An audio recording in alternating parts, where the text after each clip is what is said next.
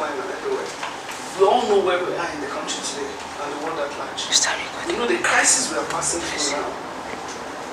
First, some years ago, like almost 10 years ago, people were worried, Boko Haram. Now, what do you hear? COVID-19. Oh, COVID-19. So that one is even a global problem that maybe some of us, nobody has control over that. It's an enemy to survival of mankind. The biggest of all the problems. But apart from Boko Haram in Nigeria, what are the other things? Now we give different names. Some will say Fulani Islam. Some will say this one. Unknown gunmen. Mass this. That one. Crises everywhere. Tell me, raise your hand if you've been sleeping with your two eyes closed in the last maybe few months or years. How do you feel? And if you sleep with your two eyes closed, it means, well, you're not too bothered about what is happening around. It's a beautiful gift, please keep it up. Because whether you open your eyes, you open one, or you close two, well, it's only God who can protect us. But some of us who are stakeholders, who God has assigned to be stakeholders in this room, we hardly could sleep with our eyes closed because we talk and think about other people every time, and we are worried. We are very worried about the situation we have found ourselves, particularly in this country, because this is our own side of the ocean. You can't border the ocean, but you can hit up the side. Our own part of the world is Nigeria. Am I right? So we should be bothered, because some of us also think that if you have 200 million people in this country and everybody wants to run out, which country can accommodate us? We shouldn't fool ourselves. Let us begin to look inwards and see how we can find solutions. And in the course of doing research and thinking deeply and consultations and so on, we have discovered one big problem that we have that is actually fueling the bigger ones that we're seeing. This sort of remote, if you don't pay attention, you may not even know. But the bigger one is what is obvious, because every day we tune the television, we are listening to 50 people killed, men raised down this one, some women raped, this one, that one, all the crises and the things we listen to, the results. You don't even know when they're incubating in the minds of perpetrators of this evil. You are sitting down here, I'm standing here, you don't know what is in my mind, I don't know what's happening right. Maybe somebody is planning to carry gun and kill somebody next minute. You see it on the face. So there are underlying factors fueling the big ones that are obvious to the world that we all are bothered about. And in the course of doing our research and thinking, we realize that something in addition to others isn't exhaustive. We're not saying it's even. There's a big thing that looks so invisible, and that is drug. Most times, nobody can predict how an individual reacts to substances or maybe drugs or whatever. People react different ways. So, what went wrong and how? Many, generations of people have lived before those of us walking on earth now. How did they do it? When some of us were born, how were they managing this world? Why are we where we are? What is wrong? And what will be happening tomorrow? If today is as bad as it is, because if this country has degenerated this far over a period of 20 years, then I don't know what will happen in the next 5, 10, 20 years. What kind of human beings are we going to have on the streets? If care is not taken the way this thing is going, we may have mad people, lunatics on the streets, if we don't do something immediately. And why we have chosen schools is because an average person spends about 20 or thereabout years in schools. Different types. Nursery, primary, secondary, tertiary. So, when children leave home, they're in the care of school managers who are supposed to look after them. As a matter of fact, how bad it is now is such that women know, like I'm standing here, I'm not in the house. Many women are wherever they are. They are not at home with their children. The children are in schools. What do they teach them in schools? The school teachers and managers have strategic role to play in the welfare of this country and the future of everybody. That's what we're saying.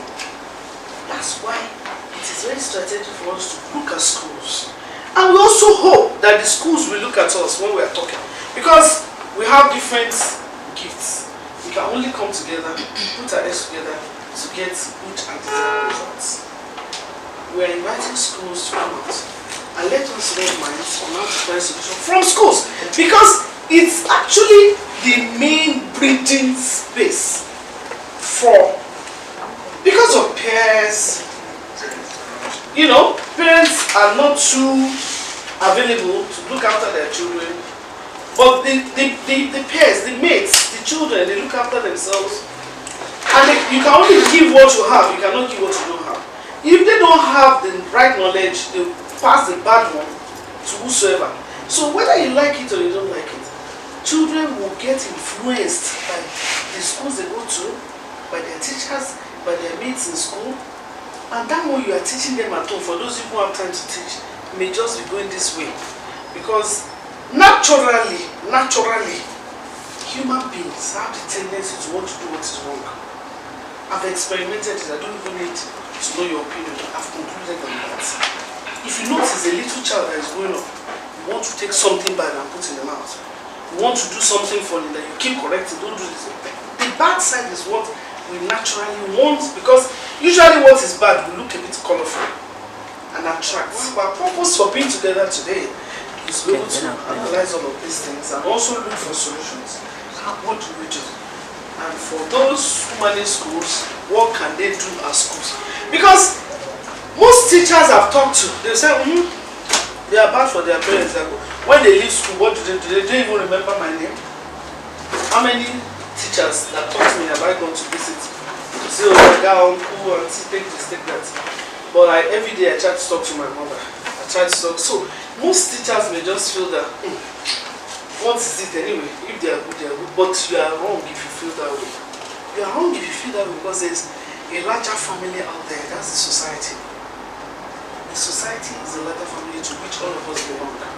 And by the time we breed all sorts of hoodlums in schools, and then you are walking on the street and somebody can stab you. If they don't stab you, they can hold your son, they can hold your daughter, no matter how good you are. Even those who are elites, those who can afford to send their children all over the world, sometimes they become victims. So it is everybody's business. That's where we're going.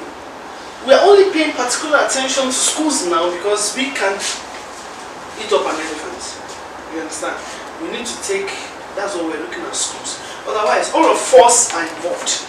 Parents, children, students, school managers, whosoever, so long as you are living in this world, you are still alive. You should pay attention to what we're talking about. So in our midst today, we have a very brilliant officer from NDLEA who is coming to tell us a lot of things about drug addiction abuse solutions, etc., etc. So may we open this event. We thank you so much for being here. Be attentive, don't go if you just me now. I thank God I'm not a teacher.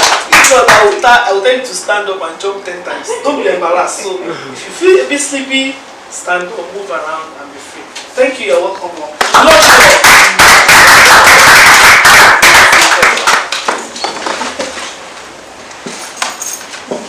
you have one. Okay. Thank you very much, ma.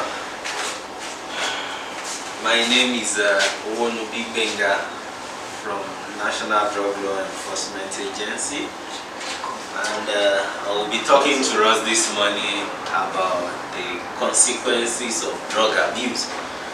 I think I've seen that video Madam talks about, but I'm not sure I have it here, but I have one video. Let me start with this. I just want us to watch this little clip. I think it's about 5 minutes before we go into the lecture proper. It's subtitled, so we can just read through.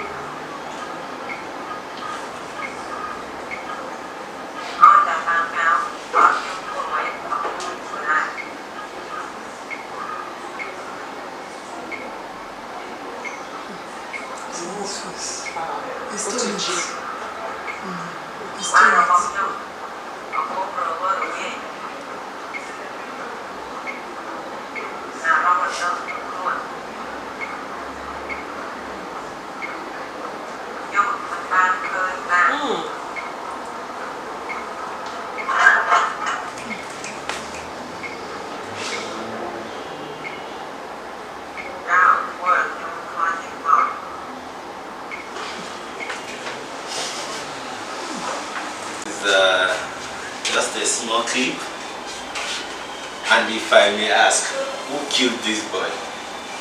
There is a clue. The clue, sir. The drug. Drug. Addiction to drug. SAD drug. And this is what happened to people around us. I know in the mind of the organizer of this program, they would have wanted very big.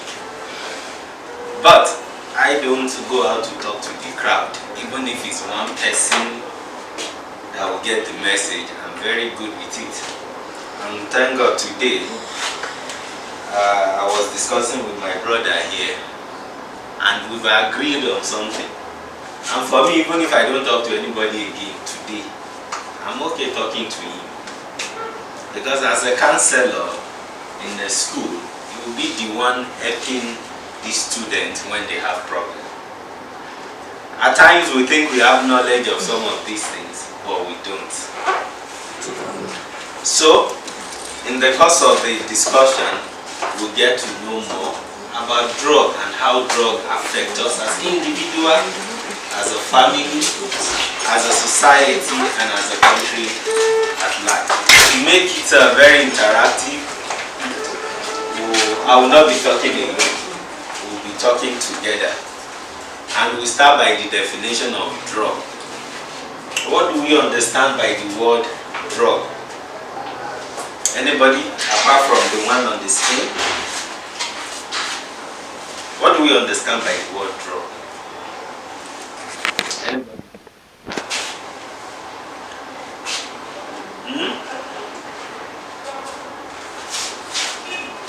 Okay, not to waste our time, let's start with this. According to WHO, this said drug is any chemical substance which, when taken into the body, alters the way the body functions, physically or psychologically. Very straightforward. And according to the NDLEA, they added some little things. Okay, because of those that are writing, we'll just go slowly. It will not take much time at the same time. Drug can be defined as any chemical substance, either natural. Now, we have natural or synthetic. Natural means natural plant or anything that is natural. Then synthetic means anything that has passed through one process or the other, maybe through laboratory process. That when taken into the body by any means. Now, it can be by sniffing, it can be by smoking, it can be by injecting. For those that do intravenous drug, you can only use needle and syringe for that. It can be by rubbing on the skin, by whatsoever means that you can take it, that alters the way the body functions. What is drug abuse, or what is abuse generally? Anybody? Taking something in excess. When you take something in excess. Any other person? Okay. When it comes to issue of drug can only be abused in 3 ways. One, when its use is not medically necessary. Number 2, when you use legally prohibited drugs. Then number 3, when you take excessively socially acceptable drugs. All these other ones are just grammar,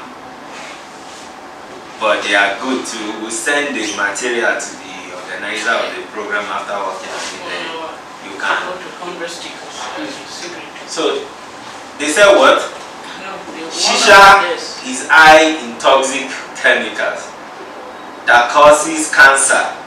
1 hour of shisha is equal to smoking 100 sticks of cigarette. For instance, if I smoke 1 stick, I know I've smoked 1 stick. If I smoke 2, I know I've smoked 2. If I smoke 1 packet, I know I have smoked 1 packet. So now the question is, if I put all those things together in that pot and I smoke for just 5 minutes, how do I quantify how many sticks I've smoked? How do I? There's no way you can quantify it. You just be for just 3 puffs and say, is it not just 3 puffs? But when we break it down, you discover that within that 2 seconds, you smoke more than 4 sticks. Because the shisha mouth is wide. It's not the tiny cigarette mouth that we know. So this is a serious problem. This one is just another scan of different types of brain. Sorry, just. Please take your time. You can see the normal brain. You can see the alcoholic brain. See marijuana. See heroin. See cocaine. There is no way you will take drug and your body will remain the same. It's not possible. It will start from the brain, because as you are taking it, the first place that will receive the signal is the brain, and from there different problems will start. For those that have light brain, they will take this drug and they will turn to another thing. And you see other will take for years. The effect will not come out at once. It will come over the time. Okay. I said we have sedative and depressant drug. So let me. Okay, this is sedative.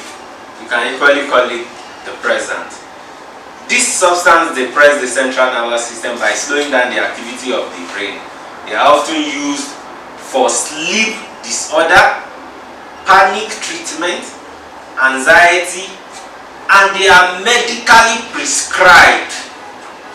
But people abuse them because of their it has high abusive how do I put it? It intoxicates. Let me put it that way. And as a result of that, some people abuse it over the time. When they take it and they feel high, after some time, they want to get that same highness, that same feeling. And before you know, with or without the problem that warranted them taking the drug in the first place, they will go back and get the drug and they will start using it. And before you know, they will get hooked and the problem start. Okay. Then we have inhalant, just like what killed that boy from that video we watched. You know, I said drug can be any chemical substance, either natural, synthetic, that when you take into the body by whatsoever means. This is another drug that people inhale. They inhale. So this is a group of chemical substances which produce psychoactive vapor that can be sniffed or inhaled. They include common household products such as gasoline, glue, petrol, nail polish remover, insecticide. People just sniff different types of things just to get high. Only God knows how they manage to research and discover that these things make people high. Different types of things. Okay, let's go.